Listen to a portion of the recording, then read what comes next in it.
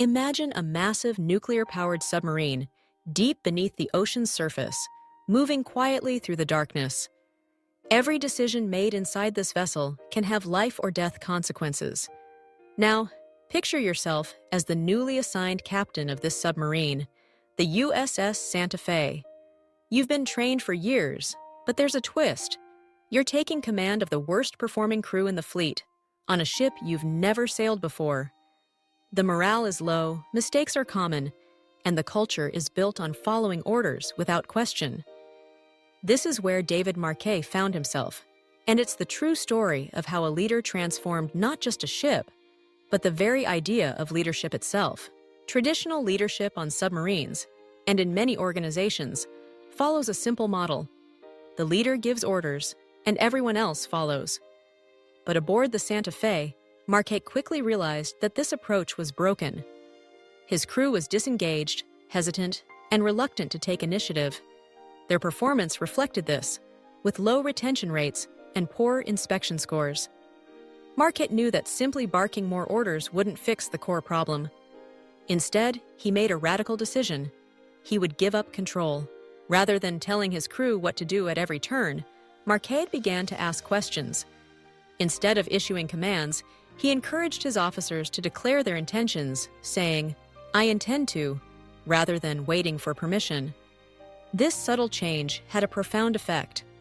Suddenly, the responsibility for thinking, planning, and executing shifted from a single person at the top to every member of the crew. People began to feel empowered, trusted, and accountable for their actions. Marquet's mantra became "turn the ship around," not just in performance, but in mindset. He focused on creating leaders at every level, fostering an environment where anyone could speak up, question decisions, and contribute ideas. Training and learning became priorities, and mistakes turned into opportunities for growth rather than reasons for punishment. Over time, the crew transformed from passive followers to active leaders, each one taking ownership of the ship's mission and success. The results were remarkable. The USS Santa Fe went from being at the bottom of the fleet to achieving the highest retention and operational scores in the Navy. Sailors who served under Marquet went on to become leaders themselves, spreading this new philosophy throughout the organization. The culture of ownership and empowerment created a ripple effect, improving morale, performance, and innovation. What makes this story so powerful is not just the setting, a submarine beneath the waves, but the universal lessons it offers. In any organization, whether a business, a team, or a family, the old model of command and control can stifle creativity and engagement. Leaders who try to control every detail quickly become bottlenecks, and their teams learn to do nothing unless told.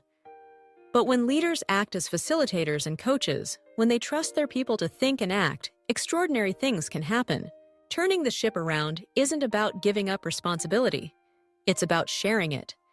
It means listening more than you speak, asking questions instead of giving answers, and believing that those around you are capable of greatness. It's about building a culture where everyone feels safe to lead, to innovate, and to take risks. David Marquet's journey aboard the USS Santa Fe is a testament to the power of intent-based leadership.